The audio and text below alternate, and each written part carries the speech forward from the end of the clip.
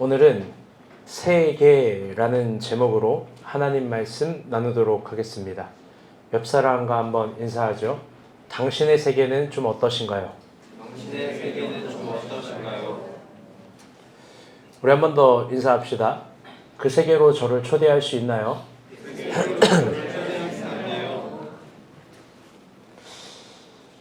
1월 매서운 추위로 세상을 새롭게 하시는 하나님의 포월하심이 얄궂은 우리의 신앙과 감정에도 동일하게 임하시길 안녕으로 인사합니다. 한 주 동안 매우 추웠습니다. 그리고 이런 추위를 경험할 때마다 온 세상이 얼어버리는 것 같은 그런 확신이 듭니다. 이 추위에는 생명도 기쁨도 생동감도 없이 그저 움츠려만 들어갈 것 같죠. 그런데 우리가 이해하고 느끼는 그 모든 것들이 어쩌면 착각일 겁니다. 제주도엔 곶자왈이라는 곳이 있습니다.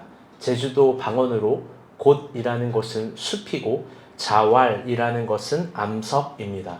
번역한즉 곶자왈은 숲과 암석이 서로 뒤엉켰다라는 지명으로 불린 호칭입니다. 사실 해석만으로는 어색합니다. 그 이유는 숲과 흙이 뒤엉켜야 되는데 숲과 암석으로 함께 뒤엉켰다라는 건 모순처럼 보입니다.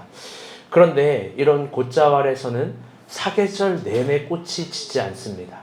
모든 식물들이 초록잎을 유지합니다. 곶자왈에선 죽는 나무가 없습니다. 더 정확하게 이야기하면 식물과 나무가 죽을 수 없는 환경 속에 있습니다. 더 신비로운 건 산성 토양으로 기반으로 생존하는 동백나무나 팽나무도 자라지만 바로 옆에 알카리성 토양을 기반으로 생존하는 낙엽 화력수들, 유자나무들, 그리고 고사리과들이 한데 어우러져 있습니다. 곶자왈은 신비 그 자체입니다. 곶자왈에는 그런 종류가 600종류 넘게 식물들이 살고 있는데요. 중요한 건 이게 가능한 이유는 그 암석이라는 돌이 용암층에서 형성된 매우 다양한 성격을 가지고 있는 돌인데 이 돌이 추위와 더위를 스스로 소화하고 식물들이 살아갈 수 있는 수분을 1년 내내 머금어 주는 것, 그리고 또 그 곶자왈에 있는 자왈, 수많은 자왈들이 식물의 옆과 위를 덮어주는 모양을 하고 있으니 바람이 불어도 그 바람 자체를 오히려 식물이 살 수 있는 온도로 만든다라는 겁니다. 그래서 곶자왈에서 매우 추운 날에도 생기 있고 생동감 있게 생면들은 존속하고 자라난다는 거죠. 저는 이걸 보면서 우리가 본 교회가 이런 곶자왈이 됐으면 좋겠다. 나이, 학력, 그리고 또 지역, 직업 어떤 것도 문제가 되지 않고 서로가 서로에게 살아갈 수 있는 생태계가 되어주는 것. 내가 너보다 얼마나 더 낮아질 수 있는지를 실력으로 보여줄 수 있는 교회. 더 나아가 제 자신이 이런 사람이 되면 좋겠다 생각해 보게 되었습니다. 그래서 우리가 본 교회, 여기에서는 사계절 내내 생동감 있게 살아갈 수 있는 생태계가 서로에게 있었으면 좋겠다 생각을 해보게 되었습니다. 우리 옆 사람과 한번 인사하겠습니다. 나의 곶자왈이 되어줘요.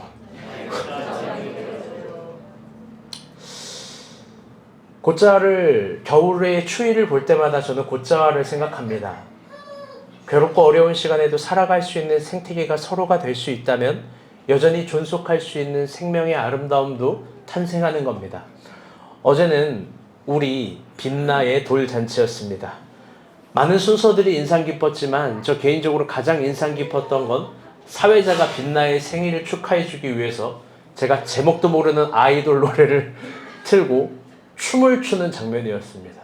그 큰 남자가, 어제 경험하신 분들은 다 웃고 있는데, 그 큰 남자가 허리와 엉덩이와 모가지를 흔들며 춤을 추고 팔이 떨어져 나가라 외치는데 빛나는 잡니다. 그걸 보던 어른들은 감동을 받았을 거예요. 저는 그렇게 흔들며 춤을 추는데 저게 추위를 물리치는 거구나. 그 장면이 정말 인상 깊었습니다. 그래서 저도 모르게 옆에 있는 교인들에게 이렇게 얘기했습니다. 얘들아, 저렇게 사는 거야. 먹고 사는 건 저렇게 해결이 되는 거야. 저는 다 보고 있음에도 불구하고 더 집중해서 봐 이러면서 저 춤사위를 보고 아름다워지자고 이야기를 했습니다. 저는 진심으로 감동받았습니다. 돌아오는 길, 추위를 이기는 우렁우렁한 풍경들이 자동차 문틈 사이로 들어옵니다.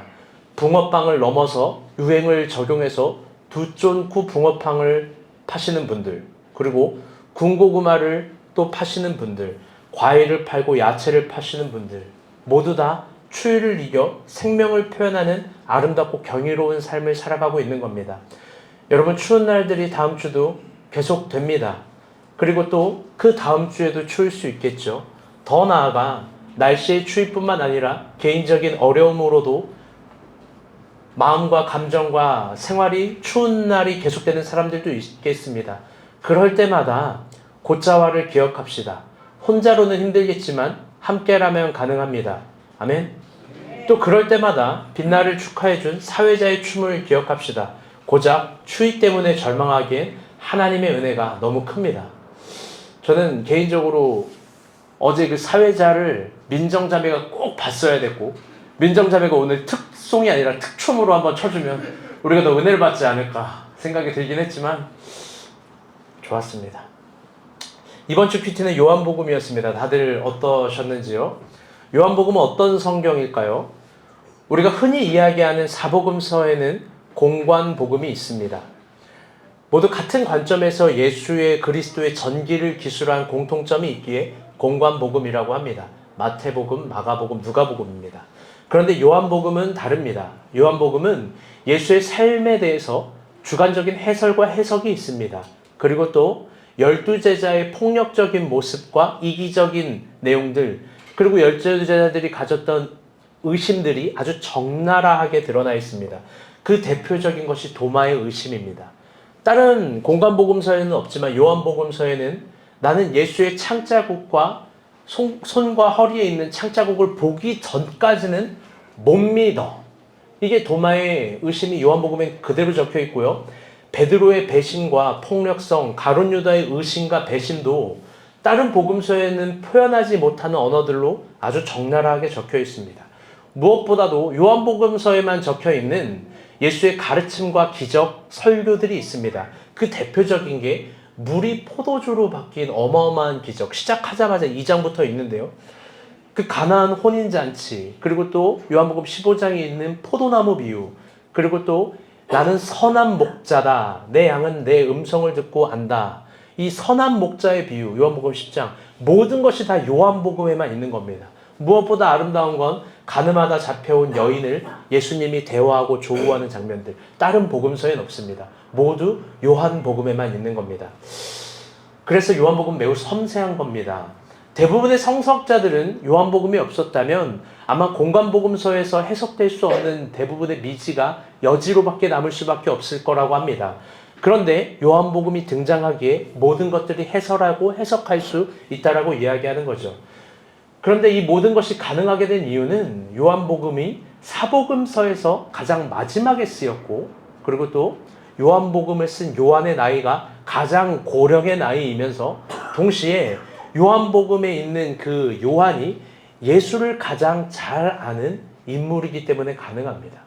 요한은 예수님 옆에서 가장 오랫동안 붙어 있었고, 누구보다 예수가 뭘 좋아하고 싫어하는지, 예수님이 지금 기분이 나쁜지 싫은지 예수님의 눈빛과 숨소리만 봐도 아는 사람이었습니다.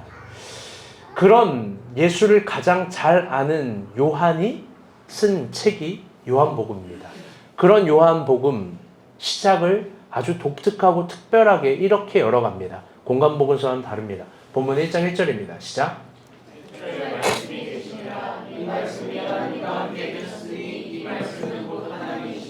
아멘. 우리 뒤에서 아이를 보시는 분들, 아이도 보지만 설교를 더 들어야 됩니다. 아멘. 그렇죠. 네. 태초에라는 단어로 요한복음을 시작합니다. 이 단어를 볼 때 여러분 무슨 생각이 드나요? 이게 공관복음서에는 없는 시작입니다. 태초에. 여러분 딱 봤을 땐 만물의 기원, 만물의 시작 뭐 그런 거 느낄 수도 있지만 어쩌면 요한은 정확하게 창세기 1장 1절을 대비해서 의도적으로 저 단어를 사용했을 겁니다. 창세기 1장 1절도 태초에로 시작됩니다. 그런데 창세기에 시작된 태초에가 어떤 시작의 창조를 표현한 성경이라면 요한복음은 더 구체적으로 잘 들어보세요. 태초라는 시작, 이 한 덩어리와 그리고 창조라는 공간 보이세요? 태초에 창조되었다. 이게 창세기인데요. 태초라는 시간과 창조라는 이 공간, 이 사이에 무엇이 있는지를 말해주는 거예요. 태초와 창조 사이. 그게 뭐가 있었냐? 그게 바로 1장 1절입니다. 태초에 뭐가 있었다고요? 말씀이 있었다. 즉 창조가 이루어지기 전 과정을, 그 사이의 과정을 표현하면서 진짜 위대한 창조가 뭔지, 진짜 위대한 시작이 뭔지를 보여주는 겁니다. 하나님 말씀. 그래서 요한의 신학대로 천지 창조를 번역하면 이런 거예요. 태초에 말씀이 있었다. 이게 아주 위대한, 다른 12제자들은 생각도 못한 표현입니다. 즉 그는 태초에 시작된 창조, 그리고 그 창조가 가능하게 된 말씀 자체를 이야기하며 뭘 표현하고 싶은 겁니다. 우리 1절부터 3절 다 같이 읽겠습니다. 시작. 태초에 말씀이 계시니라. 이 말씀이 하나님과 함께 계셨으니 이 말씀은 곧 하나님이시라. 그가 태초에 하나님과 함께 계셨고 왕이 그로 말미암아 지은 바 되었으니 지은 것이 하나도 그가 없이는 지은 것이 없느니라. 아멘. 요한은 하나님의 말씀으로 창조된 세계를, 잘 들어보세요, 물리적인 언어로 표현하지 않습니다. 창세기처럼 첫째 날 빛이 창조되고 둘째 날 하늘과 묻이 창조가 되고 셋째 날 땅과 바다와 식물이 창조가 되고 넷째 날 해와 달과 별들이 창조되었다, 이런 물리성으로 이야기하지 않습니다. 요한은 말씀으로 창조된 세계를 존재하게 되는 원리로서 해석합니다. 좀 어렵죠? 좀 깊게 들어볼게요. 이게 바로 헬라어적인 세계로 로고스라는 표현이자 단어입니다. 이게 좀 어려운데 이게 참 신비이고 들으면 또 재밌습니다. 물론 저만 재밌을 수 있고 우리 똑똑이 정도만 항상 재밌을 수 있는데 잘 들어보세요. 로고스라는 겁니다. 로고스를 문자 그대로만 해석하면요, 이게 그냥 말씀 이런 겁니다. 여러분 영어로 reason이라는 단어 알죠? 이게 뭐 이성, 이유 뭐 이런 뜻인데요. 이게 로고스에서 파생된 단어입니다. 그런데 단순히 요한은 로고스라는 말과 말씀이라는 문자적 뜻을 넘어서 그는 1절부터 4절까지 로고스가 가지고 있는 문법적인 연계성을 표현하려고 하는데요. 그건 뭐냐면 말씀이 임하는 그대로 되는 어떤 가정을 보여주는 겁니다. 즉, 이 세상에 존재하게 되는 모든 원리는 하나님께서 말씀하신 대로 된다는 계시의 신학을 복음적인 신앙으로 고백하는 겁니다. 조금 더 쉽게 이야기해 볼게요. 평생 예수의 옆에서 예수를 가장 깊게 관찰한 요한이 내가 복음이라는 걸 이제 쓸 거고 복음이라는 게 뭔지 이야기해 줄 거고 복음이라는 게 어떤 성격인지 이야기해 줄 건데 그건 설명되어지는 것이 아니라 말씀한 그대로 되어지는 것들이야. 아멘? 여러분 복음이라는 게 요한이 경험한 복음, 요한이 설명하려고 하는 그거는 태초의 창조 사이에 말씀이 있었고 말씀이 그대로 되었으니 내가 이제부터 기술하는 모든 예수의 행적과 이적과 이야기들은 말씀대로 되었던 세계를 설명해 주는 것뿐이야. 요한은 진정 말씀대로 이 세상이 이루어지고 이 세상으로부터 이루어진 모든 원리가 다시 말씀 안에 있다는 이 어려운 걸 단순한 두 줄로 정리해버린 겁니다. 그런데 사실 우리가 이 문자 자체의 고백을 볼 땐 그다지 큰 감동이 없을 수 있습니다. 왜냐하면 너무나 당연한 신앙의 사조 같기 때문입니다. 번역한즉 하나님이 말하면 그대로 되는 거 아닌가? 우리 중에 이거를 부인하거나 안 믿거나 부정할 사람은 없습니다. 이단이죠. 이단. 우리 중에 이 말은 하민이도 믿을 거고 저 처음 온 로빈이도 믿을 거고 아직 말 못하는 우리 빛나도 아멘으로 이렇게 믿을 거예요. 채아도 믿을 겁니다. 채아도 아까 와가지고 목사님한테 인사해야지 그러니까 얼굴 표정 하나도 웃지 않고 이러고만 있어요. 인사를 했어요. 어쨌든 그 아이가 교회라는 세계를 몸의 행동으로 동의하는 거예요. 하나님이 말하면 그대로 되는 거, 이거 어느 중에 못 믿을 사람이 없고 모르는 사람이 없습니다. 그런데 잘 들어보세요. 지난주에도 설교했지만 하나님을 믿는 것과 하나님의 말씀을 따라가는 건 전혀 다른 차원입니다. 아브라함도 하나님을 믿었어요. 그런데 애굽으로 가는 게 그게 인간의 연약한 내력입니다. 이 말씀을 사실 우리는 이 세계를 이루는 계시의 절대성이자 계시의 신비이자 이걸 진짜 그래서 믿고 따라가는 사람은 많이 없습니다. 더 나아가 말씀을 따라갈 때 다 들어보세요. 나의 복잡한 상황, 나의 시린 약점, 나의 연약한 감정, 내가 가지고 있는 인간관계의 얽힘들, 나의 한계들, 이것들이 다 승화된다라는 걸 믿고 말씀대로 걸어갈 수 있는 사람은 아마 소수일 겁니다. 왜요? 누구나 말씀을 믿지만 말씀대로 살려고 생명까지 거는 사람은 정말 없기 때문입니다. 우리가 말씀이 최고의 이 세상에 하나님께서 주신 권력이자 권위이자 신비이자 기적이라는 걸 믿는데 여기에 생명까지 걸진 않습니다. 단지 우리는 문제를 어떻게 인식하냐? 다 같이 따라볼게요. 돈. 모두 다 결국 신방하거나 깊게 이야기를 들어보면 우리 대부분의 문제는 돈이 없어서 생겨나는 걸로 판단합니다. 그리고 더 단순하게 생각하는데 돈이 많으면 내가 겪고 있는 모든 상황의 문제는 해결할 수 있다고 믿고 돈이 많으면 말씀이건 신앙이건 뭐 신비건 계시건 목사님 이렇게 말하는 거 의미 없이 내가 조금 더 행복하고 유려하고 탁월한 생활을 살 수 있을 거라고 확신합니다. 그런데 생각해 볼 법한 문제입니다.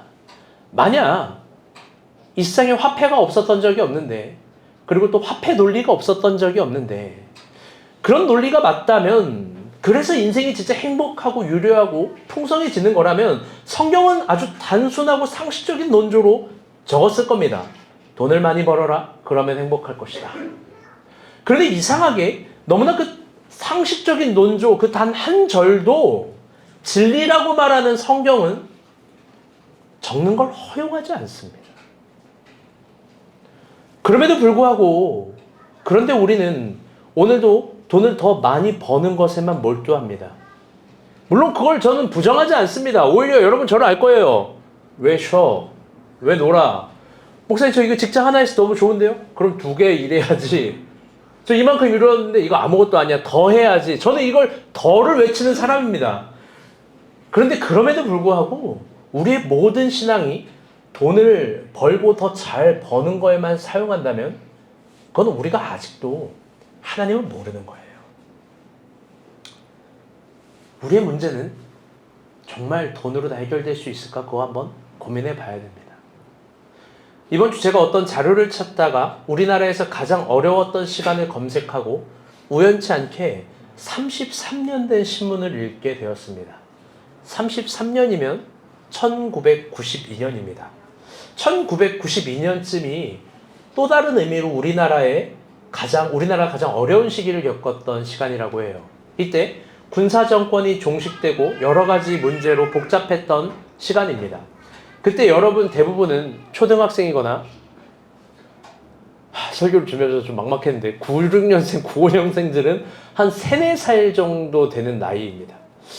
그때 현대그룹사 회장인 고 정주영 회장이 국민당을 창설하면서 자신이 정치를 하는 이유를 KBS를 통해서 이렇게 밝혔습니다.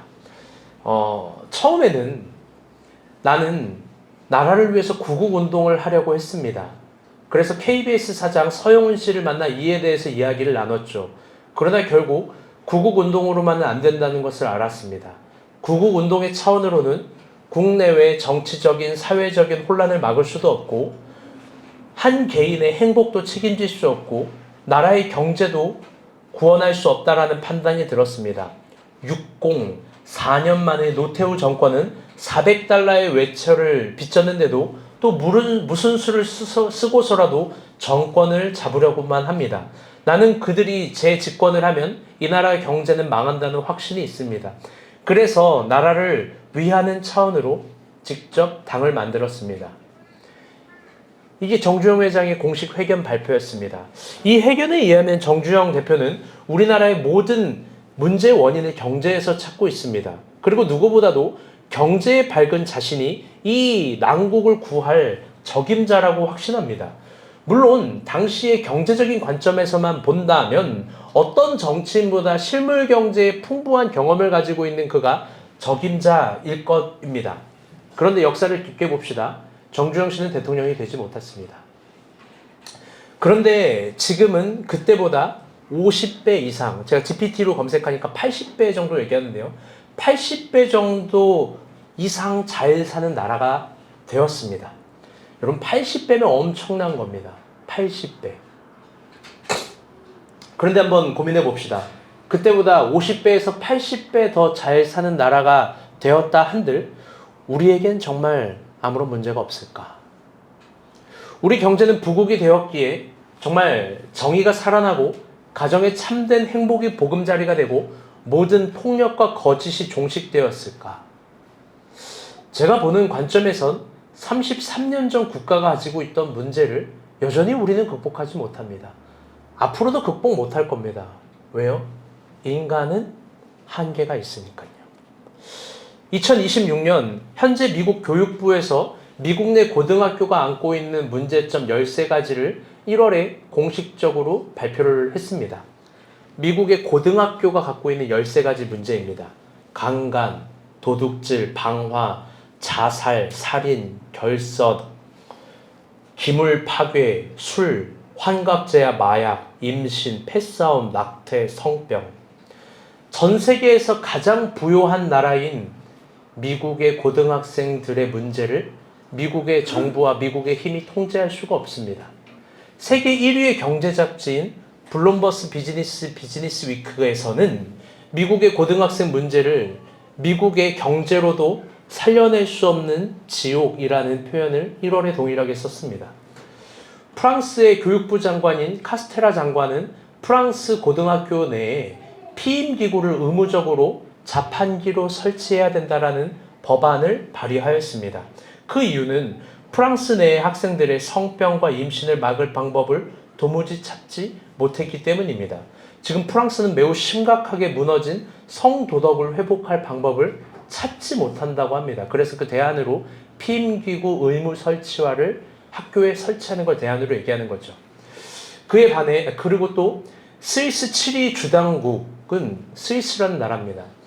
1월에 일정한 장소에서 마약 거래와 작년 1월입니다. 마약 거래와 마약 복용을 자유화하는 법을 제정했습니다.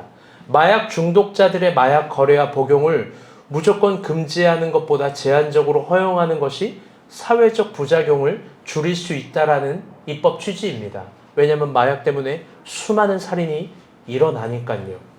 그리고 또 수많은 문제들이 일어나니까요. 취리 당국은 법 제정과 함께 취리의 시내 중심에 있는 플라츠 슈파크 공원을 마약 공원으로 지정하고 수많은 마약 중독자들이 경찰의 보호하에서 마약을 구입하게 했습니다. 그리고 그들에게 일회용 주사기를 무료로 나눠줬죠. 왜냐하면 불결한 주사 바늘에 의한 몇 회에 걸친 마약 투여는 에이즈를 감염시켰고 사회적 문제가 됐기 때문입니다. 취리 경찰 통계에 의하면 작년에 발의됐기 때문에 1년 동안 통계를 계산해 본 결과 이곳에서 무료로 나눠준 일회용 주사 바늘기는 1천만 개에 이릅니다. 이것은 매일 9,000개 이상이 사용됐다라는 의미입니다.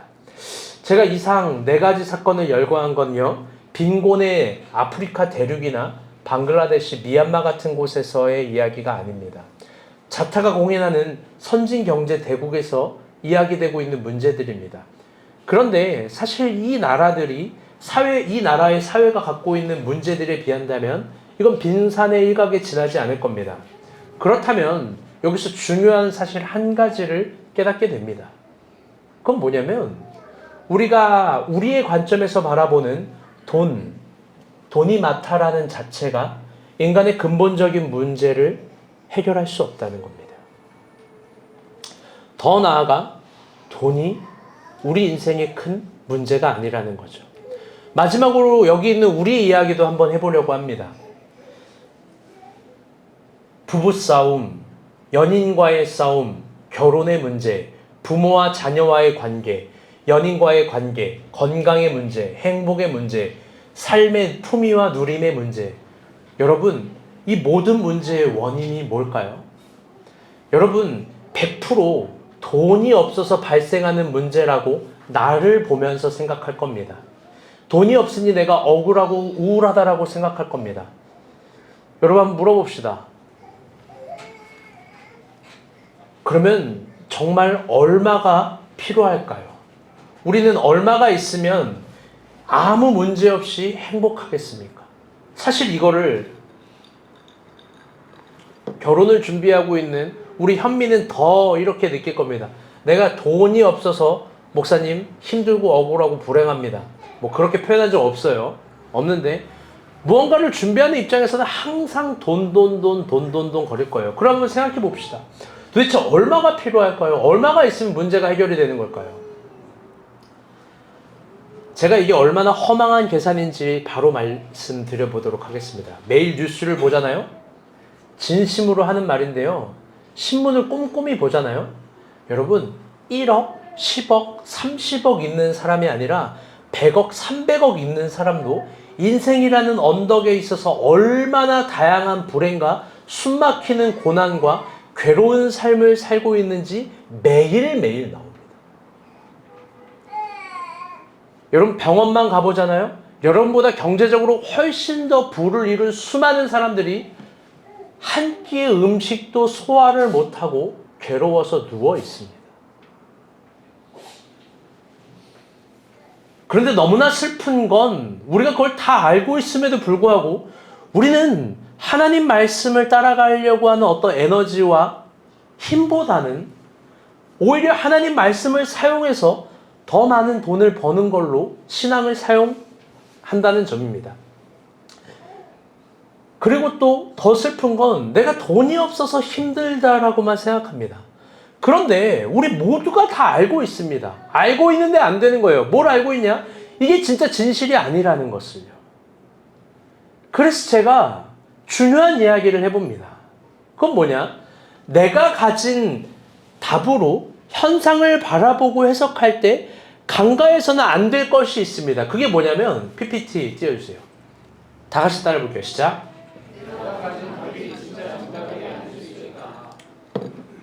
여러분, 다 저를 봐주세요.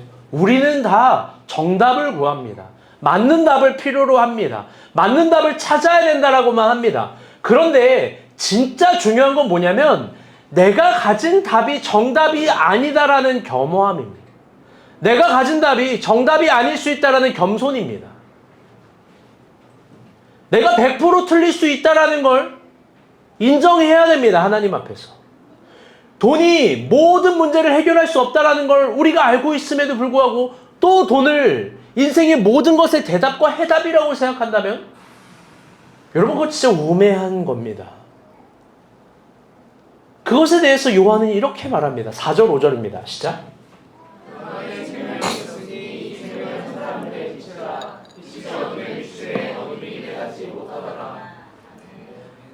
요한은 인간의 모든 문제를 인간 안에 있는 어두움이라고 정의합니다. 저는 이게 정말 탁월한 표현이라고 생각합니다. 그런데 그 인간 안에 있는 해결할 수 없는 수많은 어두움, 그 어두움을 해결할 수 있는 유일한 진리는 돈을 더 버는 것이 아니라 빛에 거하는 겁니다. 왜냐하면 그 빛에는 생명이 있다, 생명이 있다. 지금 시간 관계 없어서 본문에 이 대꾸를 말해주지 못하는데요. 이거 6번이나 얘기해요. 빛에 거하면 빛에 생명이 있다. 말씀은 빛인데 빛에 생명이 있다. 이걸 6번이나 대꾸로 이야기합니다. 그렇다면 그 생명 안에 있는 빛에 거한다는 의미는 뭘까? 요한은 그걸 이렇게 단순하게 이야기합니다. 9절부터 12절입니다. 시작.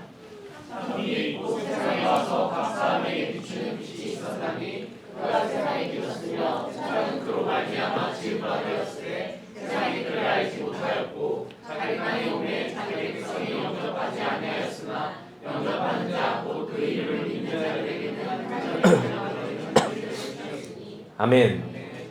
요한은요, 생명의 빛에 거하는 걸 예수님을 영접하는 것이라고 합니다. 여러분, 이제 정말 중요한 차원이 왔어요. 우리는 한 3,000년 정도, 2,000년 정도 떨어진 입장에서 예수 그리스도를 영접한다는 의미를 너무나 잘 알고 있습니다. 그런데 요한은 예수님 옆에서 예수님의 모든 사적과 행적과 그분의 생각을 다 알고 있고 이미 노년의 모든 것을 경험한 채로 이야기하는 겁니다. 영접하는 자, 곧 그 이름을 믿는 자에게는 하나님의 자녀가 되는 권세를 주셨어요. 우리가 이해하는 것과 요한이 말하려고 하는 게 약간의 괴리와 격차는 있을 겁니다. 요한은 생명의 빛 안에 거하는 삶을 예수 그리스도를 영접하는 겁니다. 그리고 어디서 듣지 보도 못한 이야기, 예수님을 영접하면 하나님의 자녀가 된다라고 하는 거죠. 그러면 그 자녀가 된다라는 게 무슨 영적으로 막 내가 계급이 하나님의 자녀, 내 아들에는 누굴까 뭐 그렇게도 설명하는데요. 과연 그런 차원일까? 진짜. 나는 이제 내 신분로 많이 얘기하잖아. 내 신분은 하나님의 자녀야. 이제 뭐 세상은 내 땅 아래야. 진짜 뭐 그렇게 설명할까? 땅에 있는 것들이 더 쓸 때가 많잖아요. 여러분, 그게 아니에요. 영접하는 자, 곧 그 이름을 믿는 자에게 하나님의 자녀가 되는 권세를 주셨다 그래요. 그럼 그 권세가 뭐냐? 그 하나님의 아들이라는 자녀라는 권세, 그걸 이렇게 표현해요. 14절입니다. 다 같이 한번 읽어볼게요. 시작.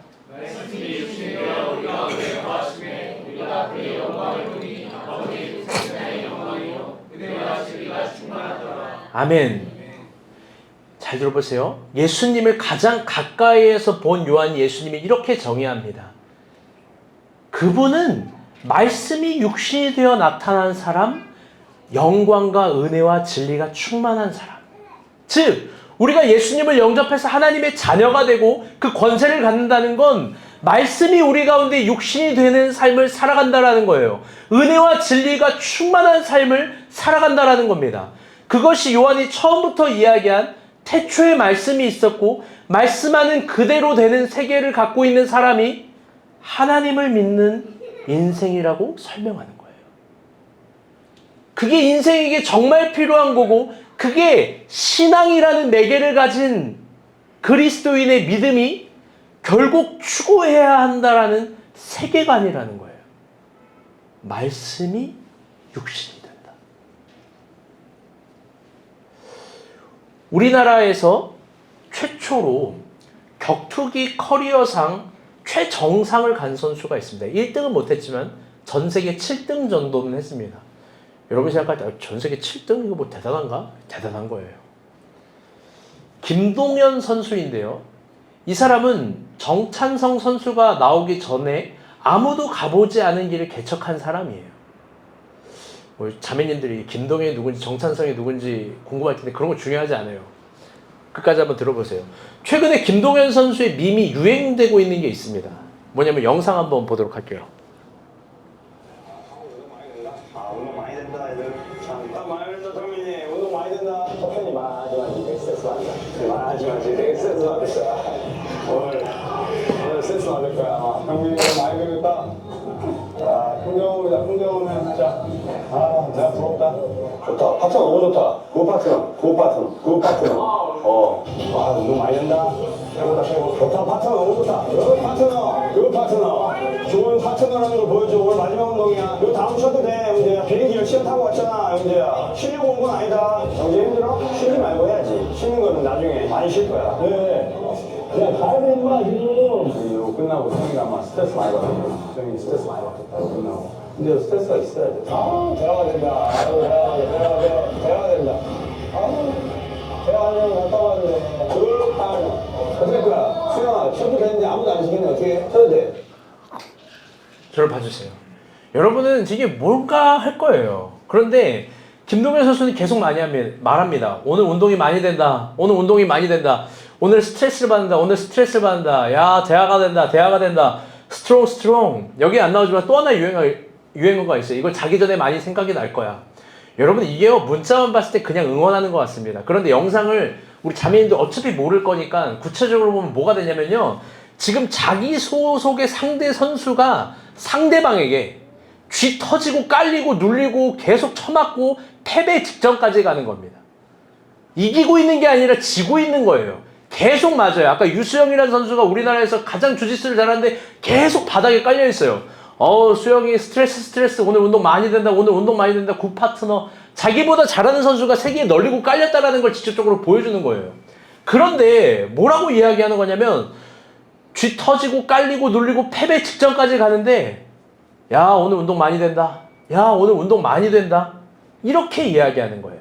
번역한즉 패배하는 상황에도 이리저리 쥐 터지고 굴리고 깔리는 순간에도 모든 순간을 운동이 많이 되는 걸로 해석하는 거예요. 이게 단순한 긍정의 힘이 아니라 최정상의 기량까지 간 선수의 멋진 세계관이에요. 그리고 또 이런 말을 합니다. 쉬러 왔어? 쉴 거야? 10시간 비행기 타고 쉬러 온 거야? 야, 그거 나중에 쉬어도 돼. 야, 다 운동하긴 하는데 쉴 거야? 쉴 거야? 쉴 거야?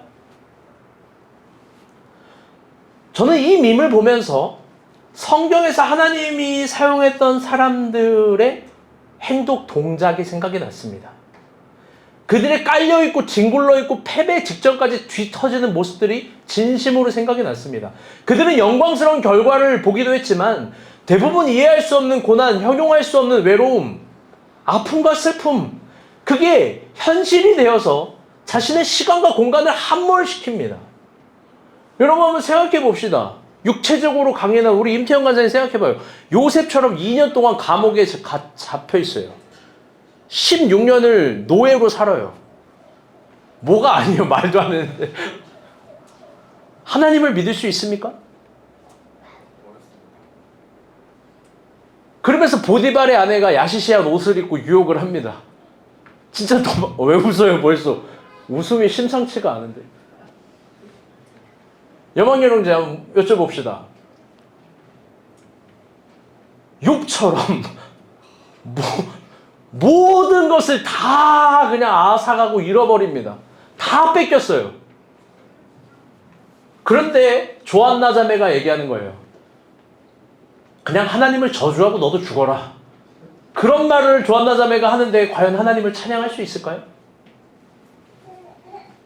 여러분, 성경에 있는 대부분의 사람들은요, 영광도 경험해요. 그런 결과스러움도 있습니다. 그런데 자신의 시간과 공간이 반드시 함몰되는 아주 이상한 경험을 합니다. 성서는 그걸 광야라는 대명사로 부르죠. 그들은 광야를 경험할 때마다 매우 작아집니다. 이상하죠? 하나님 매우 작아지게 해요. 그런데 잘 들어보세요. 하나님의 사람들은요, 그 작아짐 속에서 광야를 경험할 때 하나님이 없다. 하나님이 나를 안 사랑한다. 이제 나는 끝이다. 나에겐 더 이상 기회가 없다. 내가 여기까지지 뭐. 이딴 언어를 절대 하나님 앞에 쓰지 않았습니다. 오히려 그들은 광야에서 실신하면서 쥐어 터져가면서 뒹굴러가면서 바닥에 깔면서 이렇게 생각하지 않았겠습니까? 오늘 운동 많이 된다. 스트롱. 내가 쉬려고 신앙생활하는 거 아니지. 이거 자기 전에 생각날 거야. 여러분, 모든 순간을 하나님의 사람들은 신앙이 생기는 순간으로 이해한 거예요. 어느덧 현대사회는 결과주의를 너무나도 신적 가치로, 우상으로, 삶의 기준으로 이야기합니다. 결과를요. 그런데 성경에 있었던 사람들은 결과를 염두에 한 사람이 아니었어요.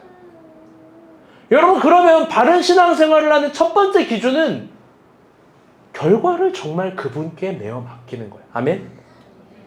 아멘? 여러분, 하나님이 우리를 사랑하는 줄 믿습니다. 아멘? 여러분, 물어봅시다. 임성근 형제, 어제 빛나 돌잔치를 했어요. 빛나의 평생을 생각합니까? 안 합니까? 여러분, 빛나가 성근 형제에게 원하는 건 아무것도 없고 일단 아름이한테 원하는 건 그냥 유아식 정도일 거예요. 이유식 미안해. 유아식이 된다. 여러분, 하민이 그러지 않을 거예요. 아빠한테 원하는 게 장난감 정도일 거예요. 여러분, 근데 부모는 뭘 생각하는지 알아요? 평생을 생각해요.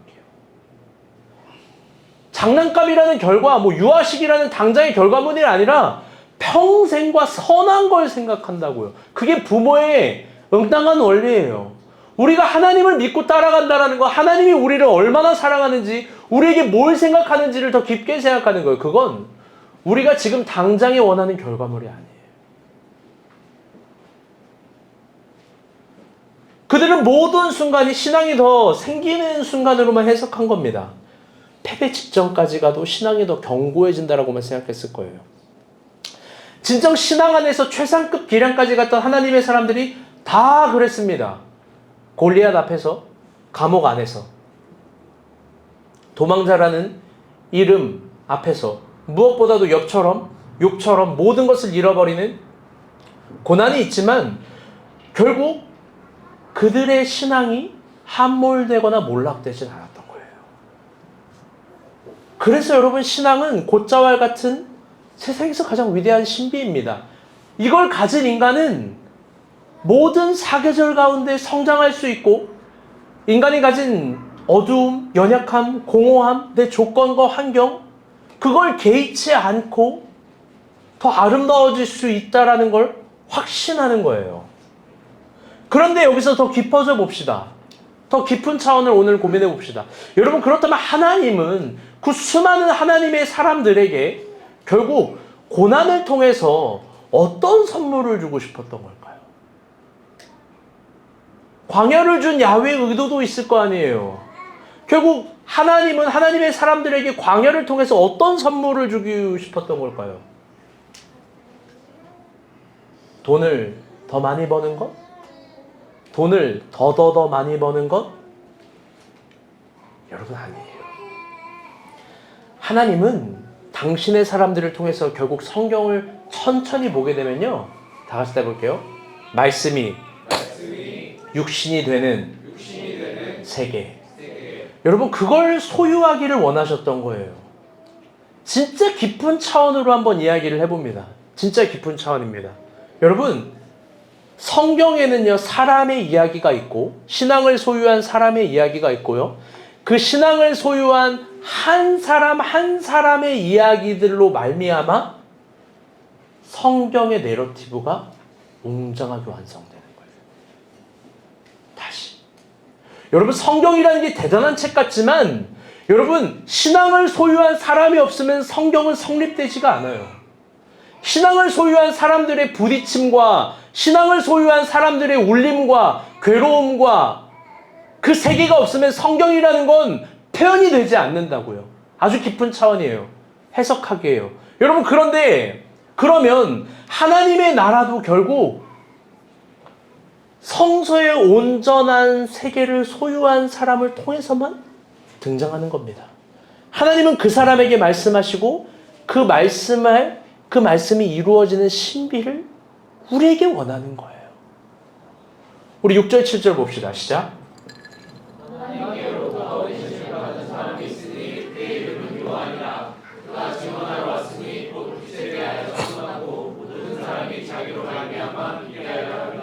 아멘. 여러분, 본문은 태초에 말씀이 있었다라고 하고 그 말씀대로 이루어진 그대로 된다를 이야기합니다. 그리고 그걸 보여주는 사람으로 세례 요한을 이야기해요. 여러분들, 그 사람이 어떤 사람일까요? 세례 요한. 그 사람 굉장히 난해한 사람입니다. 아주 이상한 사람이에요. 육체적으로는요, 그 당시에도 몰랐던 낙타 가죽 옷을 입었대요. 왜 이 옷을 입었는지 성서학자들은 여전히 해석학적인 싸움이에요. 낙타 옷을 입고, 그리고 여러분 알겠지만 석청, 꿀을 먹고, 그리고 메뚜기나 먹는 괴상한 사람, 난해한 사람, 패션 테러리스트 같은 사람입니다.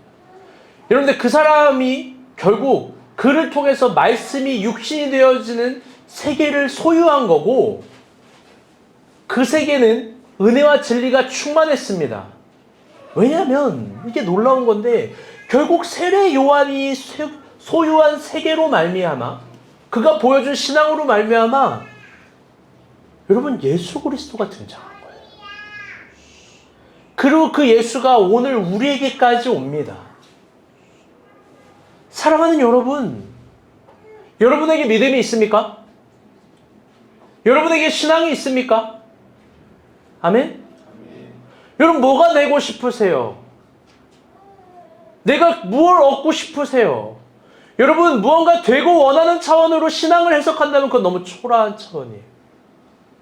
우리가 신앙과 믿음이 있다면 말씀이 내 안에서 이루어지는 거예요. 아멘? 여러분 그리고 나를 통해서 하나님 나라가 이루어지는 겁니다. 나의 강의실 수학 강의 속에서, 내가 찍는 컨텐츠에서, 내가 파는 샐러드에서, 내가 공부하는 논문 속에서, 여러분 오늘 찬양 너무 좋았잖아요. 내가 부르는 찬양 속에서, 내가 노력하는 아이의 양육 속에서 말씀이 육신으로 이루어진대요. 내가 치과 치료하면서 말씀이 육신으로 반드시 이루어진대요. 그건 무언가를 얻고 되는 차원을 넘어선 아주 위대한 차원이에요. 여러분 꿈을 꾸려면 그 정도를 꿔야 되고 하나님께 구하려면 그 정도를 구해야 됩니다. 아멘? 말씀이 육신이 되는 세계를 소유하지 못하면 결국 정주영 회장의 논리를 벗어나거나 이겨내지 못해요. 모든 문제의 원인을 그리고 해답을 돈으로만 보는 겁니다.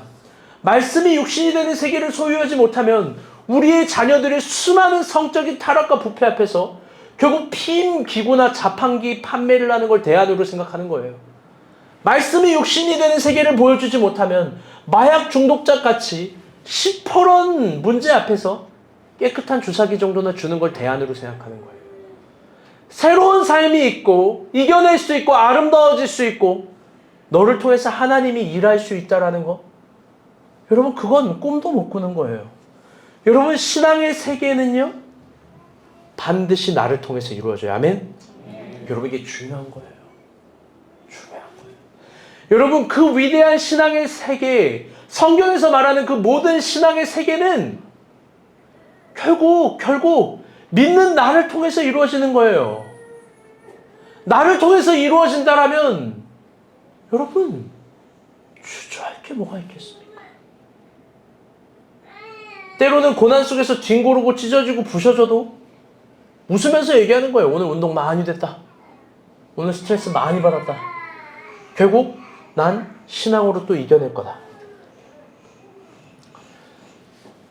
최근에 김동호 목사님과 가난이라는 주제 말고 또 한 가지 흥미로운 대담을 했습니다. 그건 뭐냐면 죽음이에요. 신앙은 죽음을 극복할 수 있는가? 그 다음 책 제목이기도 합니다. 참 감사한 게 김동호 목사님 죽음이라는 걸 준비하고 정리하는 사람으로 저를 호명해 주셨어요. 너무 감사해서 진짜 감사합니다. 많은 걸 배우고 있어요. 또 지금 그 많은 이야기를 할 수 없지만 그 대담 끝에 여운이 남아서 스스로에게 물어봤습니다. 이 진짜 죽음을 눈앞에 두신 분이요. 자기 얼마 남지 않았다는 얘기를 자주 해요. 대단하신 분이죠. 그래서 옆에서 크썸이 자기 안 죽을 것처럼 막 생글생글하게 웃으니까 이런 얘기를 해요. 너나 나나 한 시대 안에서 끝나. 대단한 깨달음이죠. 너나 나나 그냥 똑같아. 한 시대 안에서 끝나. 그러면서 스스로에게 물어봤어요. 나도 죽을 텐데 나는 우리 교인에게 어떤 사람으로 기억되기를 원할까? 저도 이걸 딱 문장으로 일기로 쓰고 미친 사람이라고 생각했어요. 왜냐하면 나는 우리 가족에게, 나는 우리 뭐 딸에게 이런 생각을 해야 되는데 이런 건 나오지도 않아요. 우리 교인에게 어떤 사람으로 기억되기를 원할까? 자주 소리 지르고 혼내는 목사님, 일 좋아하고 일하라고 맨날 외치는 목사님, 몸소 실천하는 목사님, 혹은 책을 쓰는 목사님, 아니면 교회를 사랑하는 목사님, 진심인데 그런 거 아니었어요. 결론적으로 내가 기억되기 바라는 모습은 이런 세계예요. 말씀이 이 땅에서 이루어지는 세계를 보여주는 목회자. 감히 나의 세계에서 하나님 나라가 탄생하기를 원해요. 세례 요한처럼. 감히 우리가 본 교회를 통해서 하나님 나라가 등장하기를 바라요. 저는 그렇게 기억되기를 바라요. 우리가 본 교회 어떤 교회야? 여긴 말씀이 육신으로 탄생할 수 있는 곳이야. 김일환 목사님 어떤 사람이에요? 그 목사님 말씀이 육신으로 될 수 있다라는 걸 교인들에게 알려주고 보여주신 분이야. 말씀을 따라가다 보면 그 말씀이 육신 안에서 이루어진다라는 걸 확신하고 말해주시는 분이야. 난 그 이상 부러운 게 없어요. 여러분, 그거는 인생의 인테리어로 보여지는 게 아닙니다. 인생의 익스테리어로 보여지는 게 아닙니다. 부단히 예수를 따라가고 신앙하는 그 은혜와 진리가 충만한 세계로 보여지는 거예요. 사랑하는 여러분, 요한이 그게 가능하다고 복음서의 시작부터 이야기합니다. 태초에 말씀이 계시니 이 말씀이 곧 하나님이라. 영접하는 자, 곧 그 이름을 믿는 자에게는 하나님의 자녀가 되는 권세를 주셨으니 말씀이 육신이 되어 우리 가운데 영광이 충만하니 은혜와 진리가 충만하더라. 아멘. 여러분, 선택의 해입니다. 고되고 괴로운 날들이 있을 거예요. 그런데 그때마다 하나님이 우리 가운데 보여주신 그거 믿고 선택하면 됩니다. 아멘. 그분이 말씀하시는 대로, 요구하는 대로 낮아져라 하면 사회에선 낮아지면 지는 걸로 여기죠? 아니에요. 낮아지는 거예요. 그분이 구르고 찢어져라 그러면 그리고 행복한 마음으로 구르고 찢어지는 겁니다. 오늘 새로 오신 분이 계신데 남편분 직업이 군인이래요. 군인들 맨날 하는 소리가 이거예요. 왜 나는 강원도로 보내셨어요? 왜 나를 전라도로 보내셨어요? 왜 나를 경상도로 보내셨어요? 난 국방부에 있고 싶은데. 그건 네 생각이에요. 나는 방향을 두지 않는 거예요. 주인이 나를 쓰고자 하는데 넣고 거기에 새로운 세계가 탄생합니다. 아멘? 여러분, 우리 역시 마찬가지예요. 한 가지 직장을 안정적인 직장이라고 두지 말라고 끊임없이 이야기합니다. 왜요? 인생 어떻게 될지 모르니까요. 하나님이 우리를 다양한 시간 속에서 충만한 세계를 만드시려고 다양하게 변화시킬 겁니다. 여러 가지로 훈련시킬 거예요. 그때 마라나타 하면서 그분이 요구하시는 대로 충만한 세계를 이루시길 축복합니다. 아멘? 우리 여기 있는 우리의 모두의 간증이지만 말씀을 따라가다 보면 돈을 덜 벌고 안정적인 집을 사고 좋은 직장을 갖는 건 사실 너무나 쉬운 차원입니다. 우리의 소중한 신앙 여기에 목매서 사용하지 맙시다. 오히려 말씀이 육신이 되는 세계, 더 큰 걸 구하고 기도하는 사람들, 감히 내가 하나님 나라를 초대할 수 있다는 사람들이 됐으면 좋겠습니다. 그 세계에선 어느 날 또 이런 거예요. 충만하게 높아졌다가도 버리라 하면 배와 금을 또 버려야 되는 거고, 너 이놈 용식이 잘못했어 그러면 맞아요, 하나님 제가 잘못했습니다. 잘못한 거 하나도 없는 것 같은데 낮아지면서 인정하는 거고, 그곳에서는 내가 가진 게 돌멩이밖에 없는데 아무것도 없는데 너 골리앗이랑 가서 맞짱 떠 하면 돌멩이 하나랑도 또 싸우는 거고, 광야를 가라 하면 광야를 가는 거예요. 내가 가진 답이 틀렸다라고 확신할 때 정답이 보입니다. 아멘.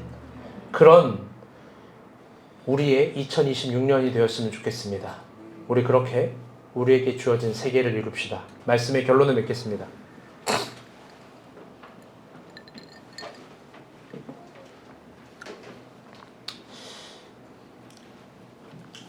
어제 교회 세팅을 마무리를 하면서 용식 형제랑 밥을 먹었는데 이런 말을 합니다. 목사님, 1월이 너무 빨리 갔습니다. 선택의 해인데 아무것도 선택하지 못했는데 1월이 다 갔어요. 여러분 어떤가요? 여러분도 동의를 하지 않습니까? 선택의 해라고 교회가 선언했으면 여러분 여기서 말씀이 육신이 되는 줄 믿습니다. 아멘? 여러분, 그런데 1월이 지나갔고 아무것도 선택하지 못했으면 그 바보같이 산 걸까요? 아닙니다. PPT 띄워주세요. 선택, 한자어예요. 원래 기본 선택이라는 건 이 한자어가 아니에요. PPT 넘겨주세요. 선택의 기본 뜻은요, 가릴 선에 택할 택입니다. 그러니까 무언가를 가리고 선택하는 거예요. 그런데 우리의 선택은 선할 선에 택할 택, 번역한 즉 하나님의 선을 선택하는 거예요. 선택의 해는요, 누구보다 빠르고 지혜롭고 영민해서 남들이 선택하지 않는 걸 선택하고, 무슨 투자적 개념으로 주식의 호가처럼 막 왔다 갔다 하는 걸 막 빨간불 파란불 예상하면서 선택하는 게 선택의 해가 아니에요. 여러분, 인생은 그래서 앞서가는 게 아니에요. 우리가 진정 이 선택의 해라고 선언되는 순간은 우리에게 있는 하나님의 말씀을 선택하는 겁니다. 아멘. 하나님의 선하심을 선택하는 겁니다. 용식 형제 잘했어요. 용식 형제는 아무것도 선택하지 않았지만 하나님이 선택하셔서 쉬는 날도 없이 히즈볼 토요일까지 일해요. 눈을 보면 퀭하고 머리를 보면 정신이 없어요. 옛날에는 환자들 돌보는 것만 해도 지쳤다고 하는데 이제 환자만 돌봤으면 좋겠대요. 누구는 안 그러겠습니까? 여러분, 그때 하나님이 우리 가운데 응원해 주실 거예요. 오늘 운동 많이 했다, 현미야. 선교 오늘 운동 많이 했다. 민정이 오늘 스트레스 받을 거야. 스트레스야. 스트롱. 잠자기 전에 생각날 거거든. 근데 운동 많이 됐다. 의원이 오늘 운동 많이 됐다. 논문 또 빠꾸 맞지만 더 견고해지게 되는 거야. 잘해보자. 우리 하나님 그렇게 말씀하실 겁니다. 아멘. 우리 찬양하고 말씀이 육신이 되는 걸 꿈꿉시다.